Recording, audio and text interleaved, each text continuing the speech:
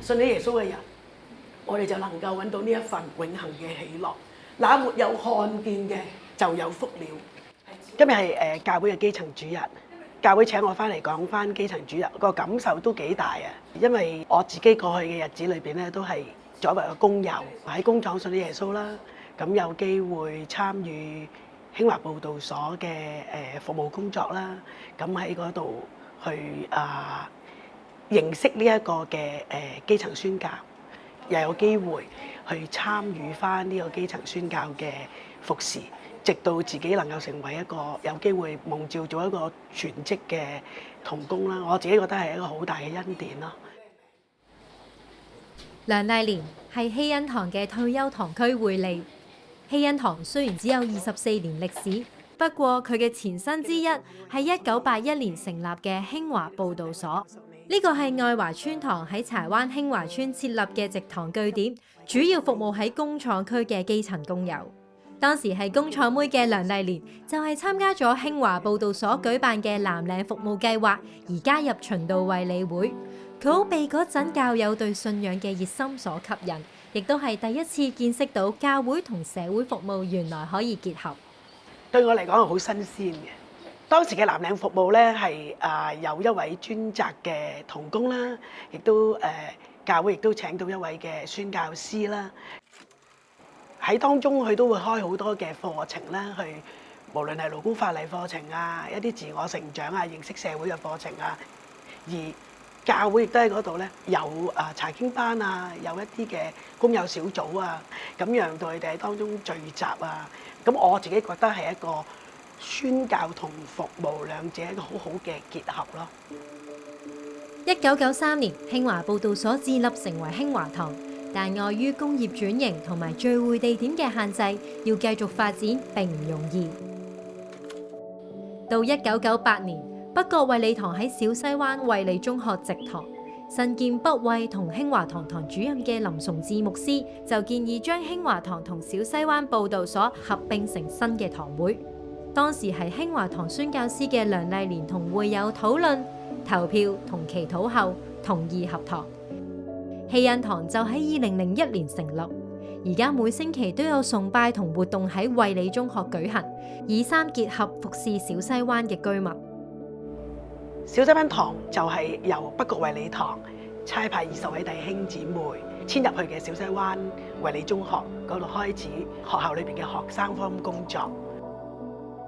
咁當時我同負責嘅另一位宣教同工聽到都唔係太同意嘅，因為我哋覺得當聯合咗之後，可能我哋就會失去咗基層宣教嗰個特色啊。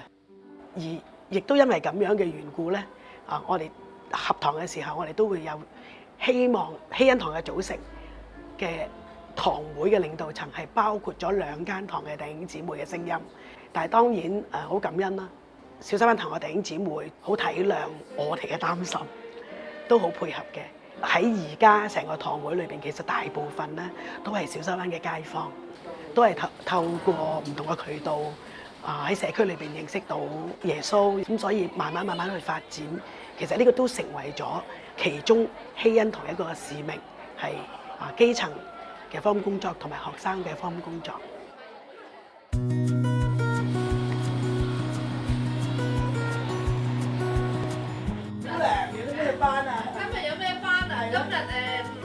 今日咧就休息啊，好多都啱啱就完咗。買餸行過咯，你會入嚟同啲同事打招呼啊，或者食飯時間啊，過嚟同佢哋一齊去食飯啊，好親切咯。因為過往有20年嘅時間喺呢度工作，對個社區啊，對啲街坊，即係都係好熟悉。呢度係希恩堂服務坊，係希恩堂推動基層宣教嘅基地。人力同資源全部由堂會承擔。梁麗蓮會利退休前喺度嘅工作，就係接觸基層同新來港嘅婦女。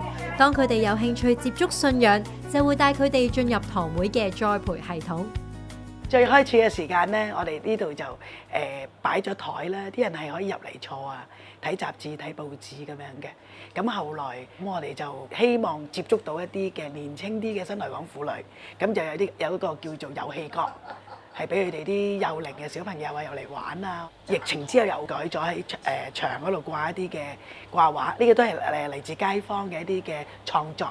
我哋希望唔係淨係好似服務中心提供一啲服務，而係我哋希望去分享信仰同埋表達嗰種基督教嗰種嘅關愛啊。雖然地點方便，但梁麗蓮會利發現仍然接觸唔到某啲群體，佢決定改變服務策略。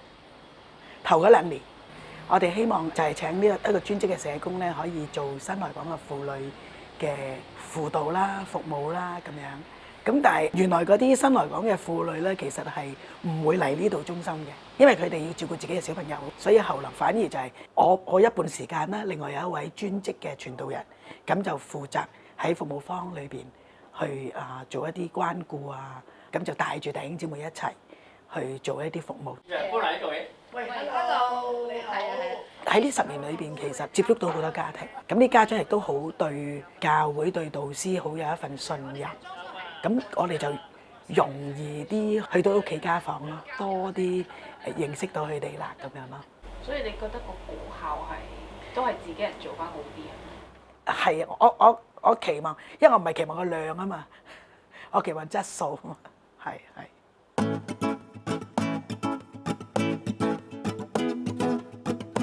你話我係村冇社會服務中心嘅喎，我係華村服務中心嘅啫喎。所以我哋將呢個服務中心就定義為就係3結合嘅中心啦，有禮拜堂啊嘛，有教育單位啊嘛，有呢一個社會服務單位啊嘛。同樣喺柴灣區嘅愛華村堂，早喺1963年成立嘅時候，已經實踐3結合去服侍愛華村嘅居民。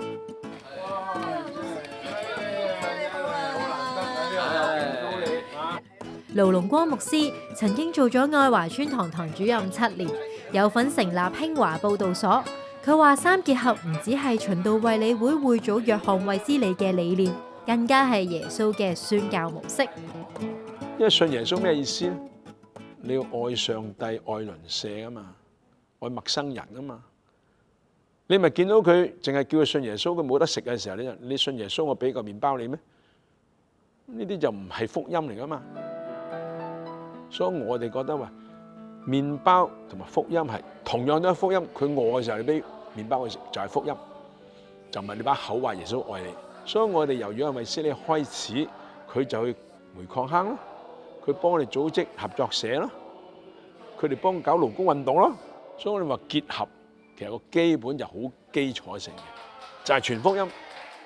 喺運作上、工作上就叫3結合，就係學校就係教育嘅功能啊嘛，服務啊嘛，服侍啊嘛，宣講啊嘛，建立信仰群體啊，呢咪耶穌嘅模式嚟嘅啫嘛。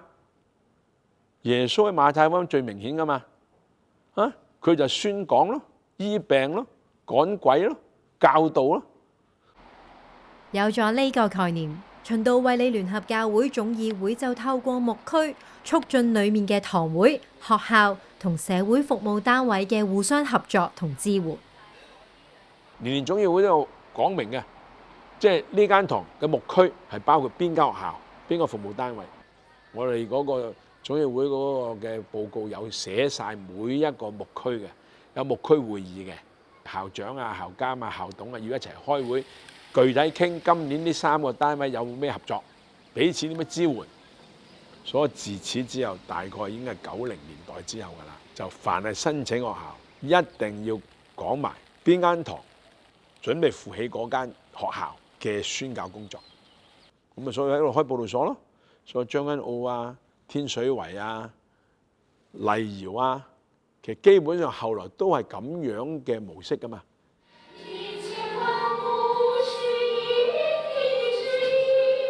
每個禮拜3晚，希恩堂服務坊都會喺衛理中學舉行讚美操，透過詩歌同舞蹈，俾小西灣嘅婦女接觸信仰。我哋原則上希望都係收一啲未信主嘅朋友嘅，所以如果有一啲信主嘅姊妹嚟，我哋都歡迎佢可以帶一位未信主嘅朋友，我哋一齊去做福音工作啦。無意中咧就見到希恩堂，咁我就望到張紙話有讚美操跳啦。因為以前我咧成日唔開心，收埋喺個心度咧唔開心嘅，但係我而家跳咗讚美操，我覺得個人咧即係開心到，即係喺個面度睇出嚟咁。我有時發夢唔係瞓覺，我都會諗起嗰隻歌咧，我哋自己喺度口噏噏嘅喎。雖然我都未信主，但係我都會口噏噏嗰首歌裏邊嗰啲歌詞咧咁樣咯。呢度都有叫過我去嚟過一次嗰啲係咪查經班啊？我都中意去聽咯。佢都係講聖經裏邊教人處世啊、做人嘅嘢咯。唔開心係點樣去寬大、去包容人、去寬恕人咯。咁你會喺裏邊好得著好多嘢咯。我覺得係。你知道係教會舉辦嘅？唔知嗰陣時諗住嚟跳舞嘅咋，因為我中意跳舞，係啊。咁跳到嚟到呢度，咦，原來發覺唔係咁嗰類嘢嚟嘅，咁就開始跳跳下，又有啲歌詞感動咗，好好啊！我覺得係，即係可以透過呢個活動咧，係令到好多人係知道係基督係乜嘢一回事啦。其實我都唔知㗎，我到依家雖然係話信啫，咁但係都有不斷學習緊咯，而家都會去參加啲崇拜啊呢樣嘢咯，主多謝你俾我哋光臨嘅時間。上帝俾我哋同一個地點，能夠有3個群體，我哋點樣去一齊去以信仰彼此去服侍啊？我覺得唔係一種架構咯，而係一種人嘅工作啦，一種生命嗰種嘅流露。啲街坊就好難分我哋究竟係服務方啊，係教會啊，定係學校啊？咁總之你係屬於希恩堂啦，即係佢就已經概括咗，我哋就係教會啦咁樣。我諗正係回應緊循道同衛理佢嗰個聯合啦，係大家願意以耶穌嘅愛啦，願意放低自己啦，又集結一齊嘅力量啦，一齊去喺社會或者社區裏邊去作見證咯。我諗呢個就係合一個精神咯。